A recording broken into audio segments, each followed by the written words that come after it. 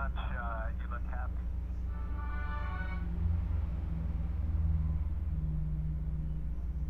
Yeah, feel happy and healthy. Everybody's taking good care of us up here. Just finished a weight workout actually after a day of working on experiments, so it's been a lot of fun. So is it the end of your day right now, the beginning of your day? What's it like for you right now? So right now it's mid-afternoon.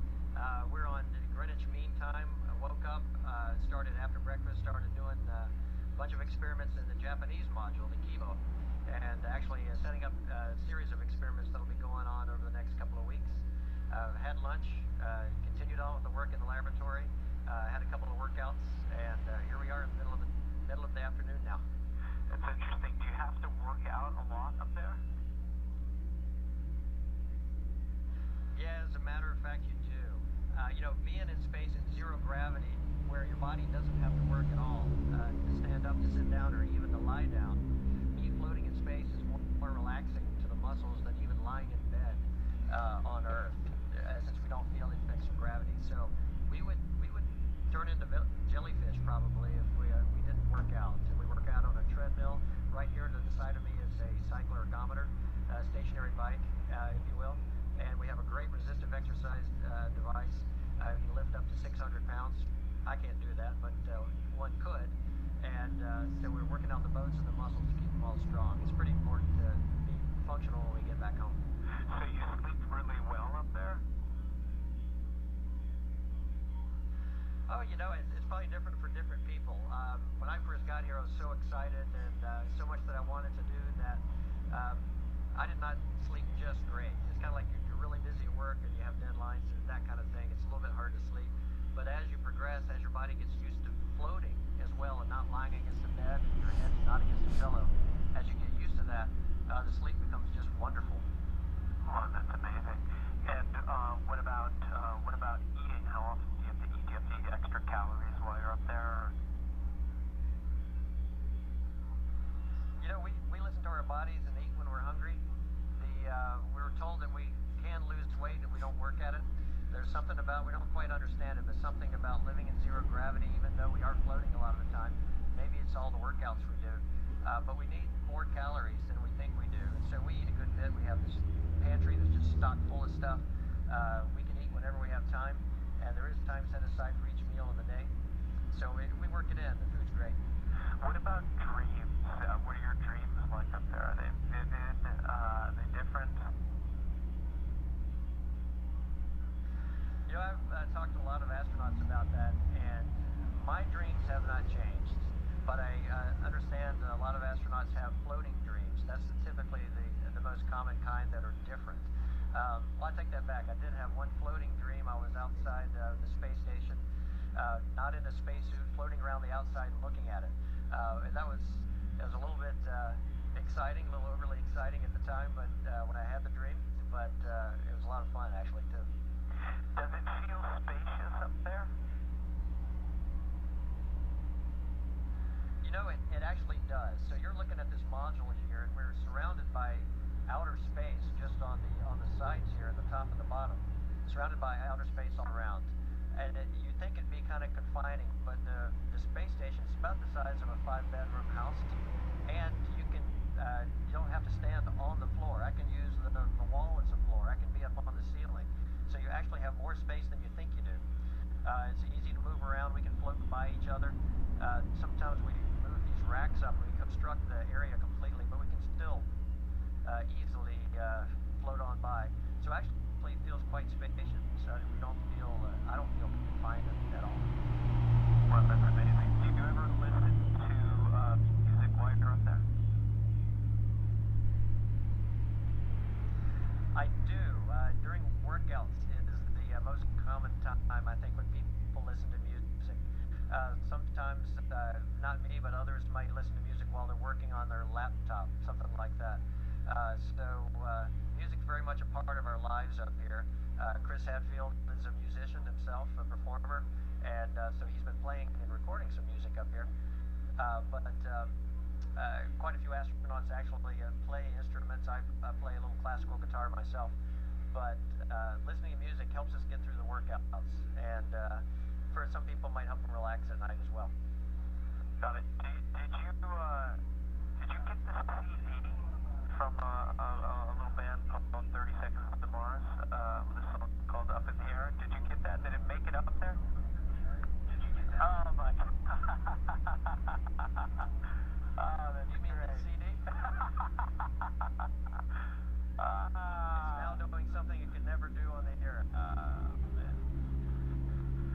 That's incredible. That's amazing. The CD is flying up here. Very, very cool. That's a moment of that we'll never forget right there. Thank you so much for spinning that around. We've been wondering and thinking about that a lot. That's great. That's wonderful. We found it surprising that you guys are still listening to CDs too. Oh yeah, we have that. We have other devices, just can listen to WAV files, that sort of thing. But having a CD around is very nice as well. I actually wrote a little note to you guys. I hope that you got it. It was in the CD alongside it. Sure did, Red. It was very nice. Really appreciated. We pulled it out and read it after Kevin had left. He didn't have a chance to see it, but Chris Hadfield had a chance to read it, and Roman Romanenko, our Russian colleague. And when 3 more come up, we'll have a chance to read it as well. But it was very nice. Thank you. Well, on behalf of me, Jared, Shannon, and Tomo from 30 Seconds to Mars, we're really so proud to share this with you guys here at NASA. You teach us time and time again that the impossible is indeed impossible, and keep pushing the limits of technology, and it's just such an amazing and inspiring thing that you're all doing. I'd love to ask you a couple of questions that we gathered from fans around the world, if that's okay. Oh, please, that'd be great. This is from @MarsMummy. That's the Twitter handle. What's your most memorable moment on the ISS? That is really hard to say, but there's 2 that I think, in 20 years from now that I'll still be thinking about. One was my last few seconds on my spacewalk that I did when I was on a shuttle flight up here on a construction mission, and it was my last few seconds on my last spacewalk, and just looking down between my feet down at the Earth, and I believe I was looking at the Kamchatka Peninsula on the eastern coast of Russia, and looking at the mountains in the Alpenglow, and that was a spectacularly beautiful moment, but a poignant one for me, because I didn't know if that would be the last spacewalk I'd ever do, and as it turns out, it probably was. The other moment, and most of us share our best moments with a colleague, and another moment was looking out the window, looking at the east coast with a storm. Again at sunset, there was lightning. In the storm, you could see greens and blues and yellows and oranges in the lightning, but the lightning was buried in the clouds, so it was just these tufts of light scattered all around, and it was just breathtaking. 30 really says, felt at that watch moment Mars almost Life like from a feeling NASA's looking Johnson down at Earth Space and seeing Center something today. that otherwise Can't you see just this couldn't message. see. Visit So 30 seconds to... I'll certainly never forget that, particularly because I was able to share it with one of my crewmates.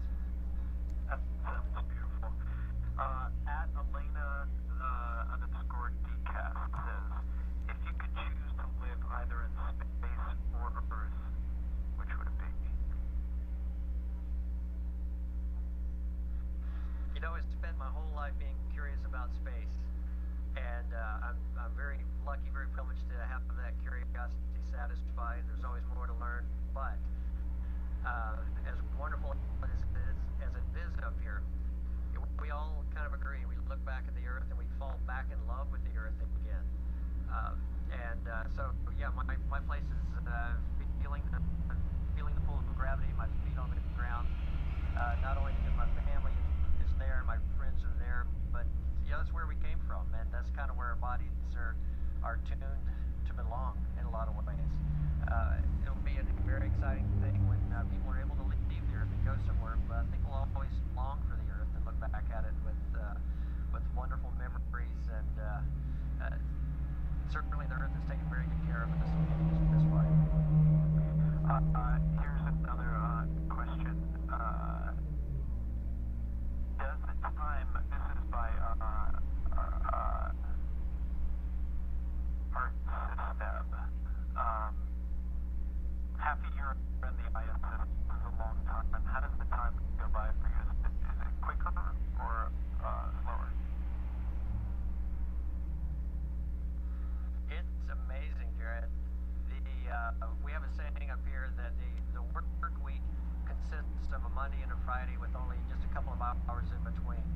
by so fast you wouldn't believe it.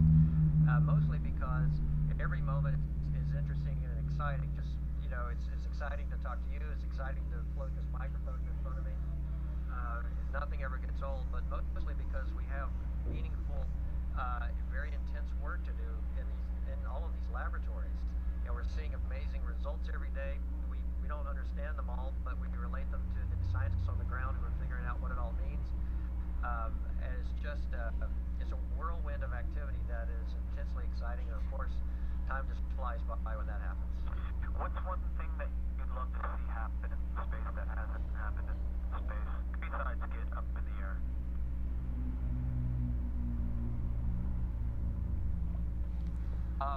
If you mean as a nation, we'd love to get back outside of low Earth orbit.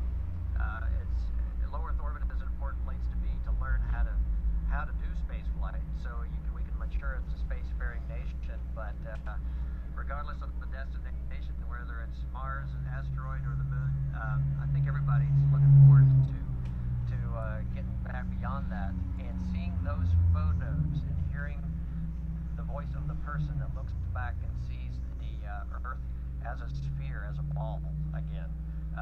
That's an incredibly meaningful moment, and looking forward to that happening again.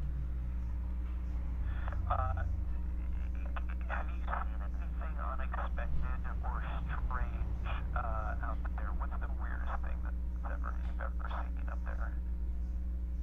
You can tell us a secret. It's okay. We won't tell anybody. Oh yeah. No, there's the outside the window strange things and inside the cabin. The aurora australis and the aurora borealis are the two things that really takes your breath away the first time you see it. It looks very alien, just curtains of this subtle, faint green glow that dance and move around as you come close to the poles in your orbit. I saw a shooting star, my first one actually, and that was under me. It's between you and the Earth that you see it happen, go through the atmosphere. Usually you don't see anything moving except the slow motion of the Earth going by, so that's striking to see that. I think one of the strangest things, it's a perception issue when you get up here. Your eyes aren't used to seeing the movements that you see here, and when I first got up here, a colleague, a crewmate, went flying by me, and for a split second, my brain said, that's got to be a cat, that's got to be a panther. This big thing is just sliding by you like that. And of course, you see it, you know what it is right away, but the perception for the split second kind of makes your heart jump. You go, what was that? And you go, oh, it's just my crewmate. So your perception gives you a lot of strange alien feelings when you're inside the cabin as well. Wow. So is there an up and down for you at all? Do you kind of orientate yourself to a certain direction once you get familiar with the equipment and the inside of the space station? There are parts of the space station where there is no up and down. It's kind of like you're a hamster inside of a little tunnel. But places like this, it might look to you like there is an up and down, but I've got the galley right behind me that's on the ceiling, and the longer you spend up here, the less you care what the name of the surface is. They're all the same. My feet might be on what we call the deck right now, but it can be a ceiling, it can be a wall, it can be anything, really. And as you adapt, you get used to that, and you can just spin around and orient yourself very easily. So it's just could you show us what it's like to be upside down?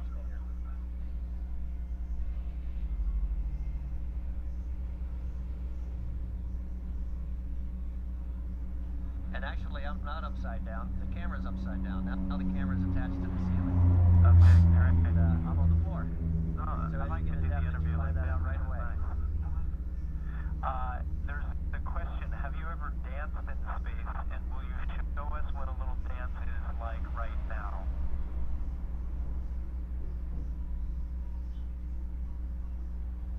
Okay, the answer to the first one is no, I have not danced in space.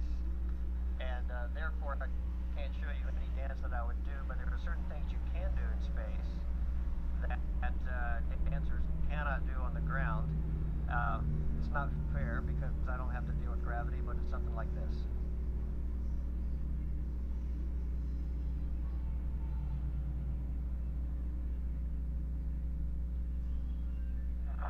And being scientists, we love the demonstrations of angular momentum as well. So That's great. it's always fun to do. That's great. Wonderful. Do you often hit your head in space? That's a question from Julia 23. Julia 23. That is a great question, and the answer is yes, unfortunately, especially when you first get here. And then it's probably like a skier or a toddler learning to walk. The more confidence you get, the faster you go, and then you have to learn your lessons all over again. So I don't whack my head on hatches anymore, but you know, you get busy, you lift your head up, and you might hit a laptop. You see things all around it. So yeah, your head gets used to getting bonked quite a bit, and the more experience you get, the more you learn to look behind you before you start to move around too much. We have 1 minute left, so just a couple more quick questions. Being up in space, does it make you think about humanity differently? Absolutely, because the world is so beautiful from what we see, but we don't see the activity of the humans down there. We read about it, and it's, all astronauts say this: that you see the Earth, there's no borders. The atmosphere is only just about an inch thick if you hold your hand out and do your fingers like that. So the Earth is an incredibly fragile, precious place where the humans live, and so it gives you a lot of love for it, not only the planet but for the humans on it. And you sometimes wish we could behave better sometimes down there, but ultimately it gives you a lot of a thrill and a lot of confidence in the future of the human race. Well, our band is called 30 Seconds to Mars, and someone wants to know if we'll ever actually be 30 seconds to Mars. Oh, I think there's no question at all. The question is when. Mars is kind of a sister or a brother to the planet Earth, along with Venus. A lot to learn there, and that seems to be a logical place for humans to go someday. So I think there's no question we will be. Well, maybe you can make a dream come true. Just say our band name from space one time so we can have it blasted out to the universe. Well, Jared and Shannon and Tomo of 30 Seconds to Mars, great talking to you today. Welcome on board the space station, and really enjoyed having a few moments with you. Thank you. You've made a dream come true, all you guys here. So NASA, thank you. We love you guys. We'll see you next time.